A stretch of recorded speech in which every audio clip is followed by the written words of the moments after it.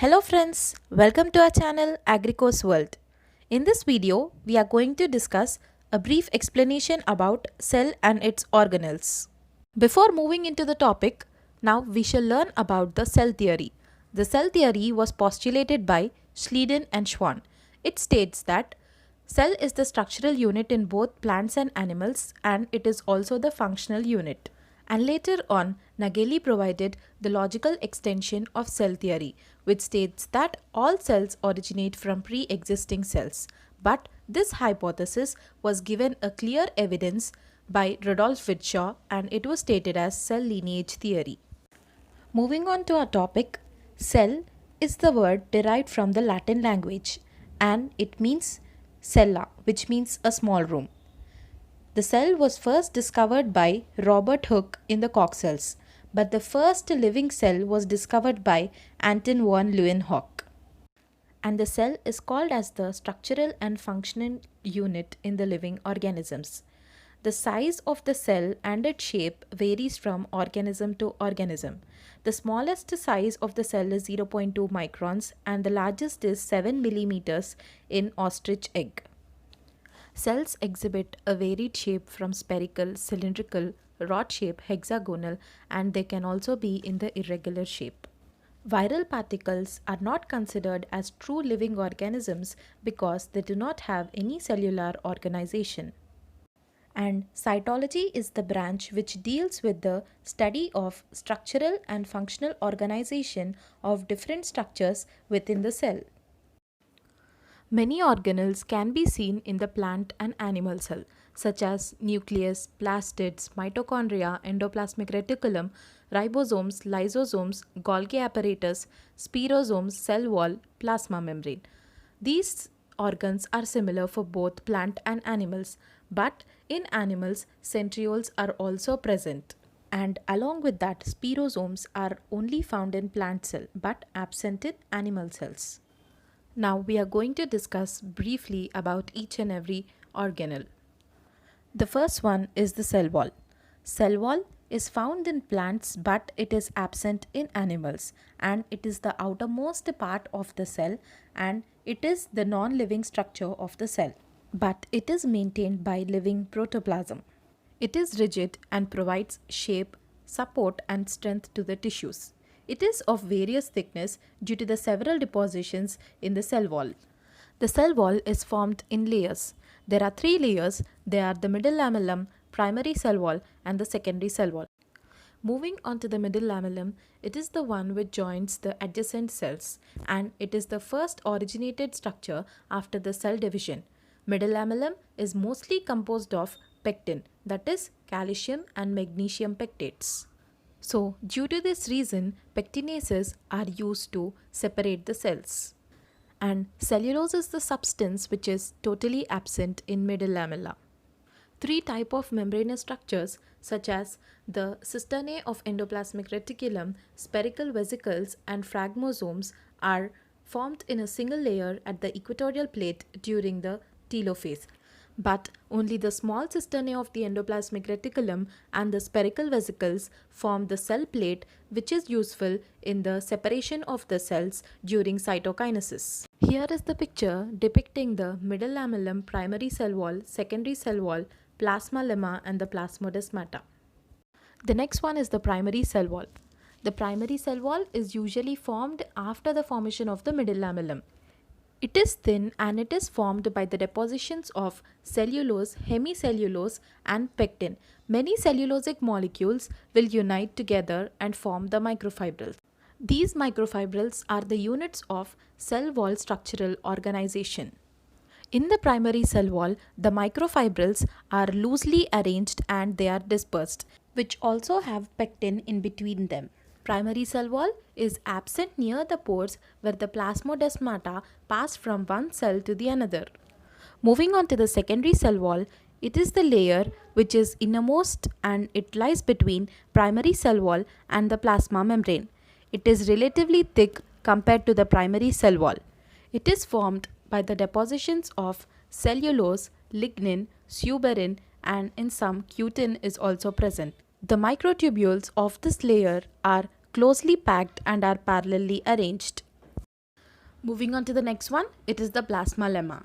The membrane which surrounds the cytoplasm is called as the plasma lemma, and it is composed of lipids and proteins in the ratio of 60:40. Major phospholipids are lecithins, cephalins, sphingomyelin, etc. In addition to that, it also contains triglycerides.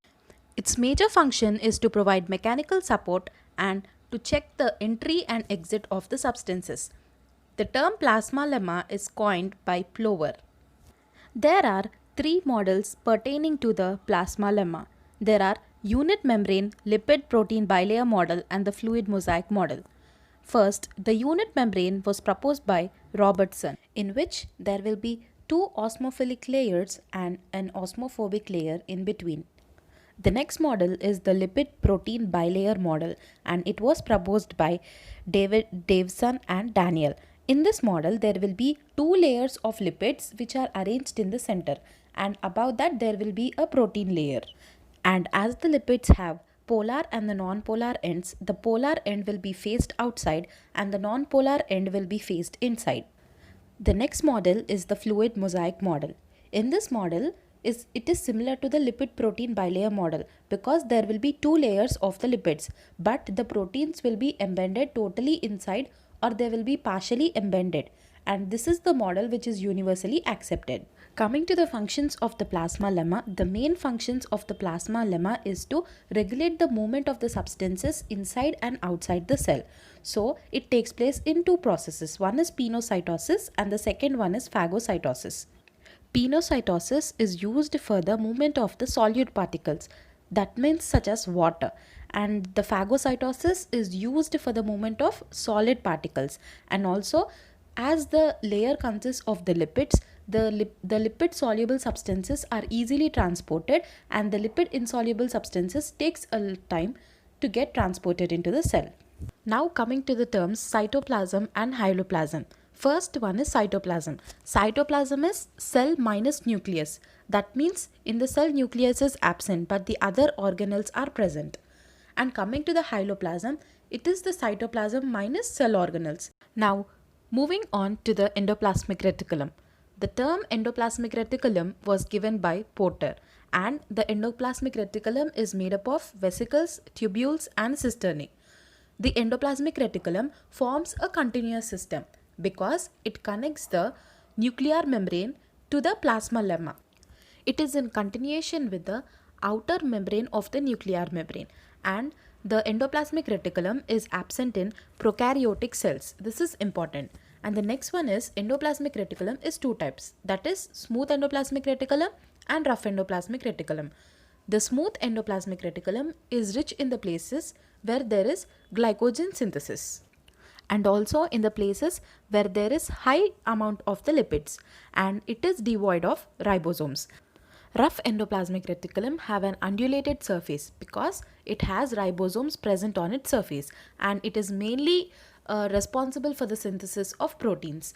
And coming to the functions of the endoplasmic reticulum, it synthesizes the various proteins, hormones, lipids and phospholipids, and also it provides a passage for the transport of the mRNA from the nucleus into the cytoplasm. So it acts as an intercellular transport system of various substances. Moving on to the next organelle, the ribosomes.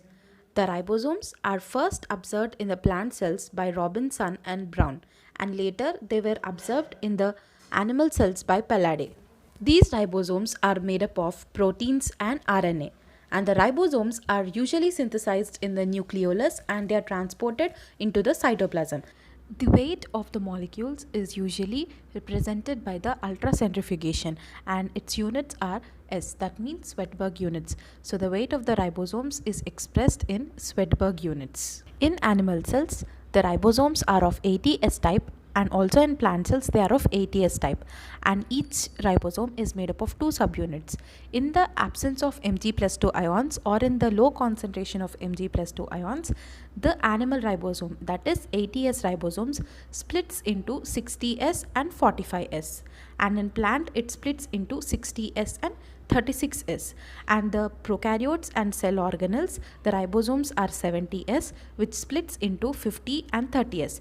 The splitting of the subunits occurs only in the low concentration of Mg+2 ions. The main function of these ribosomes is the protein synthesis, and the ribosome's position changes with the cell type, and when the cells are young, in the young developmental stages, it will be free in the cytoplasm, but in matured cells the ribosomes will be attached to the endoplasmic reticulum, so it forms the rough endoplasmic reticulum over there.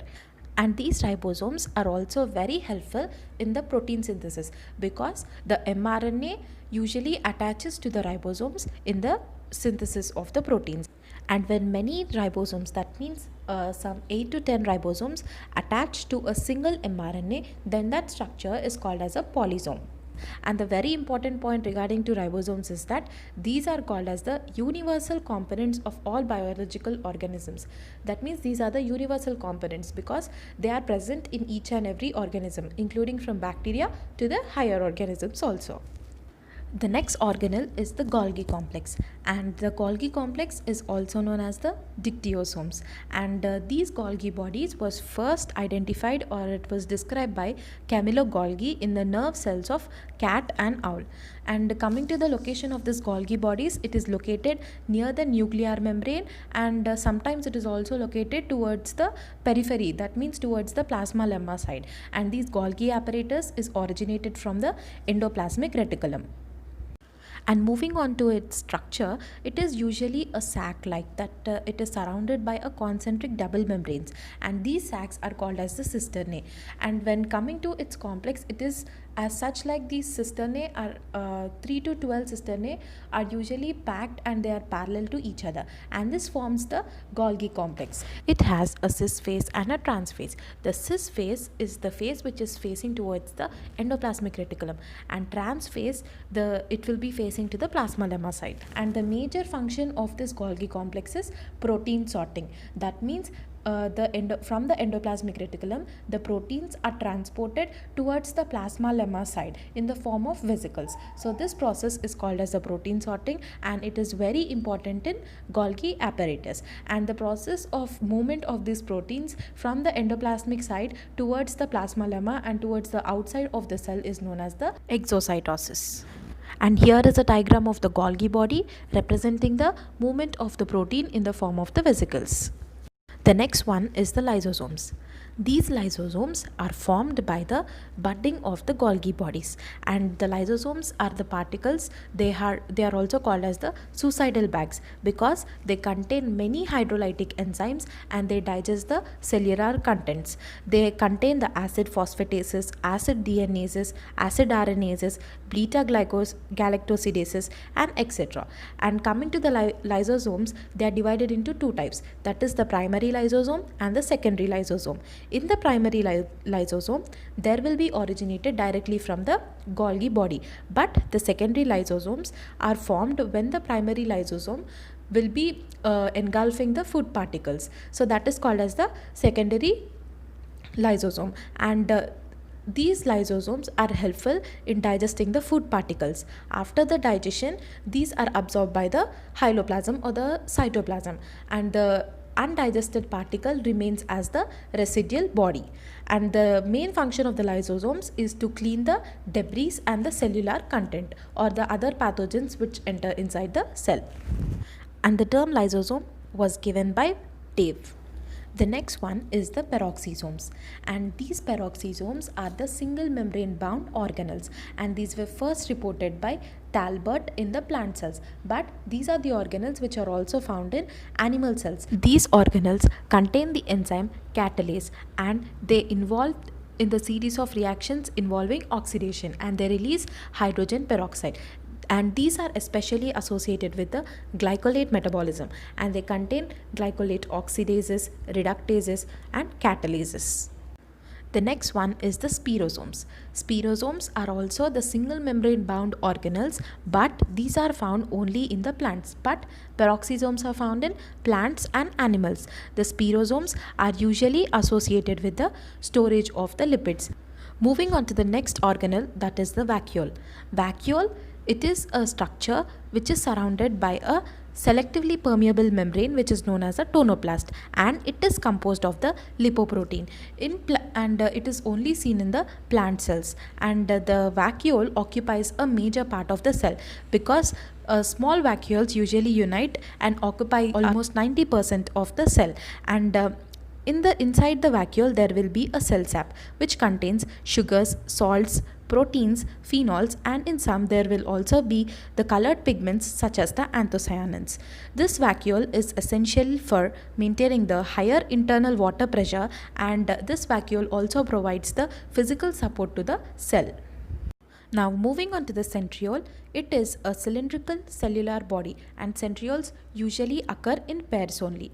The centriole which is newly formed is known as the procentriole, and it is half of the parent in length, and the new centrioles are formed only in the interphase. The main function of the centrioles is the formation of the spindle apparatus and also to orient the chromosomes properly on the equatorial plate at the metaphase, and also they will help in the movement of the chromosomes towards their respective poles.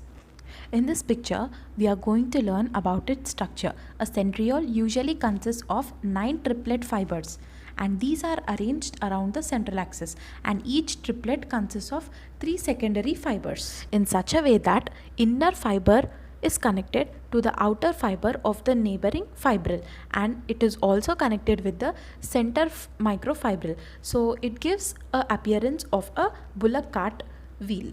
And these organelles are usually found in the animal cells, but they are also found in the flagella of the other organelles such as the plant cells and some bacteria. The next one is the cytoskeleton.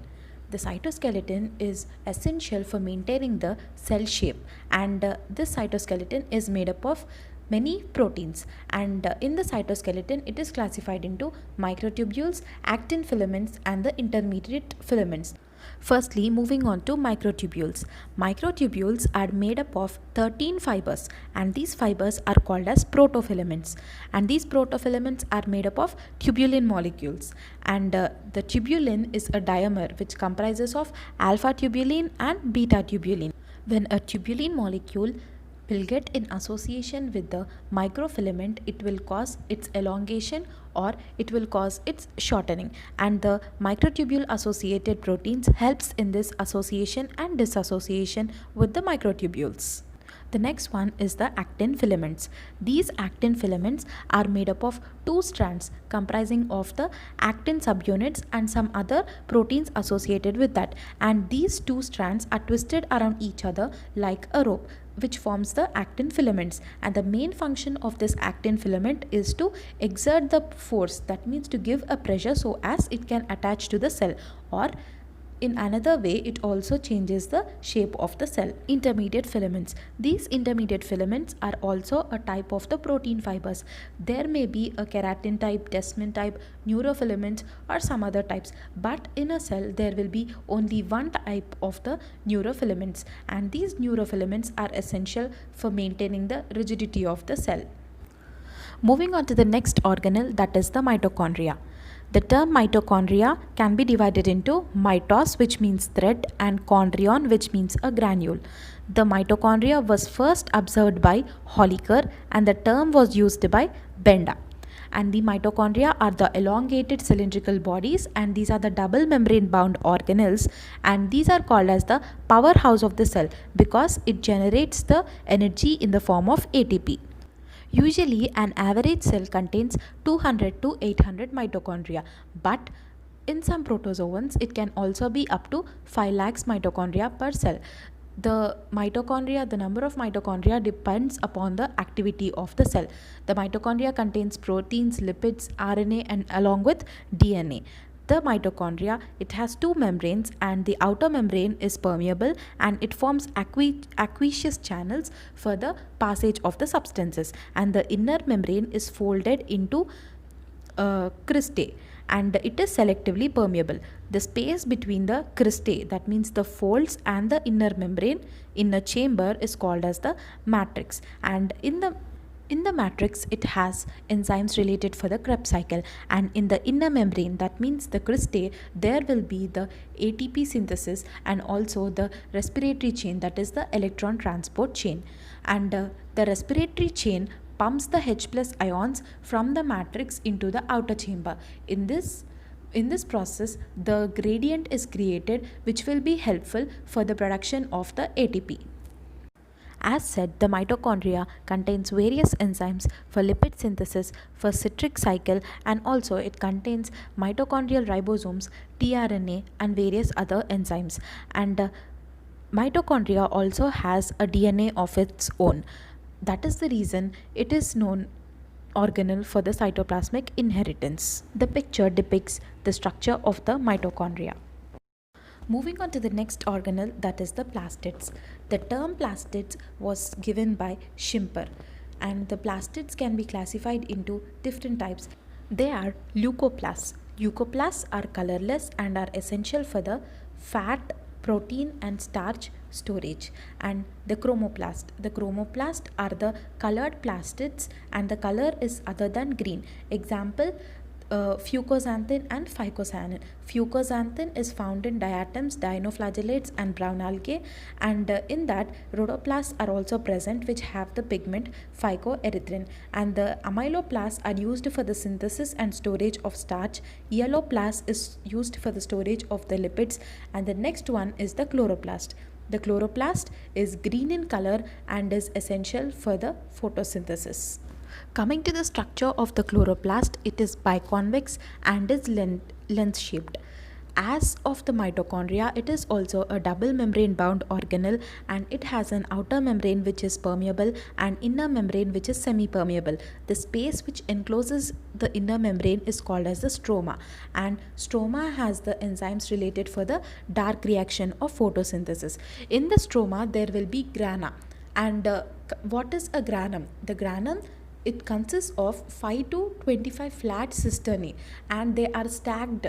That means they are kept one over the another, which are known as the thylakoids. So a group of thylakoids which are stacked one over the another, that entire one is called as a grana. And these cisternae of one grana is connected to the another grana by the Fred channels. This is the important one. And the main function of the chloroplast is the ATP synthesis, and when the light energy will fall on the chloroplast, it will eject the electrons, and this ejected electrons will be helpful for the synthesis of the ATP. As the ATP is produced in the presence of light, it is known as the photophosphorylation. This chloroplast also have a circular DNA. Along with that, it contains ribosomes, tRNA, etc. And this is also helpful in the protein synthesis. The chloroplasts usually originate from the proplastids.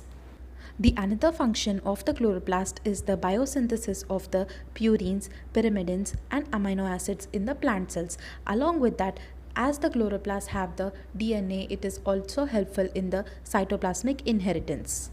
The next one is the nucleus.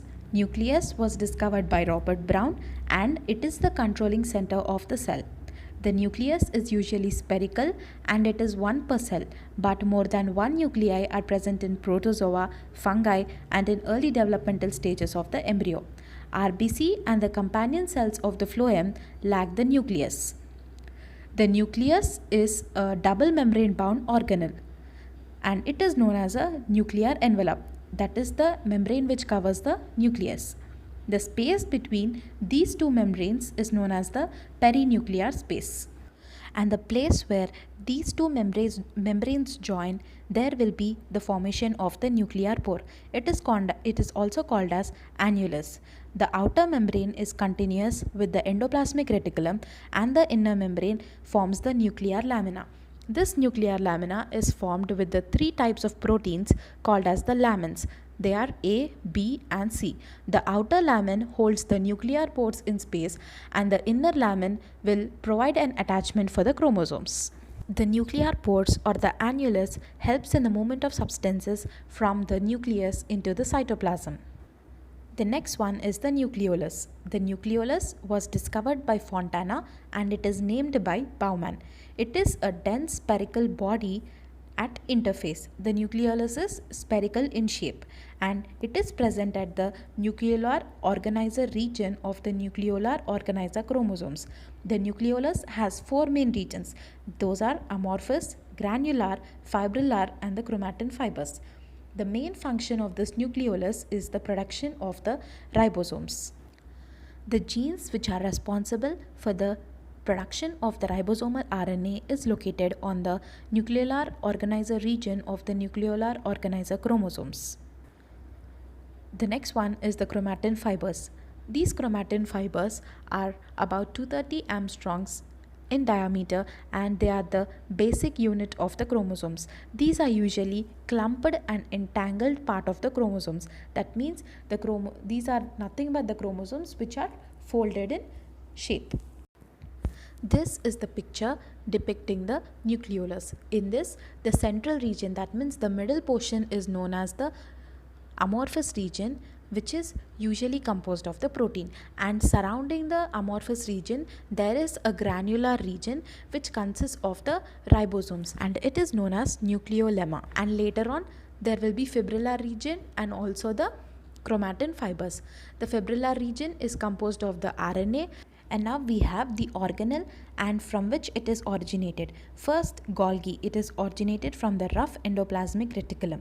The ribosomes are originated from the nucleolus. The centrioles, the mitochondria, plastids originate from the pre-existing cells, and mitochondria and plastids are self-replicating, and the last endoplasmic reticulum is originated from the nuclear envelope.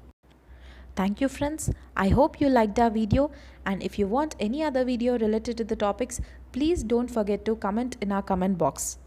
Please don't forget to like, share and subscribe to our channel Agricos World for more content related to agriculture.